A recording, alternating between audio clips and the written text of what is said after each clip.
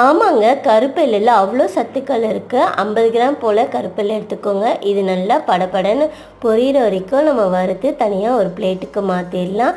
அதே கப் அளவுக்கு உடச்சக்கல்லை சேர்த்துக்கோங்க. இது கையில் சூடேறினா போதும், அதையும் வறுத்துட்டு ஒரு பிளேட்டுக்கு மாற்றிடுங்க.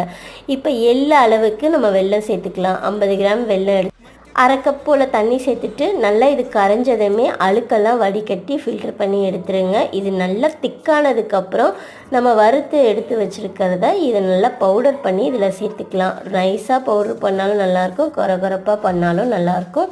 இது எல்லாத்துலேயும் படுற மாதிரி நல்லா கலந்துட்டு இப்போ நம்ம இதை கொஞ்சம் நேரம் ஆற விட்டுடலாம். ரொம்பவும் ஆற விடக்கூடாது. கொஞ்சம் லேசான சூடு இருக்கும் போது உருண்டை பிடிச்சிக்கலாம். இந்த மாதிரி செஞ்சு கொடுக்கும் போது கிட்ஸ் ரொம்ப என்ஜாய் பண்ணி சாப்பிடுவாங்க. இர்ரெகுலர்ஸ் பீரியட் இருக்கவங்க அடிக்கடி இதை எடுத்துக்கணும், ரொம்ப நல்லது.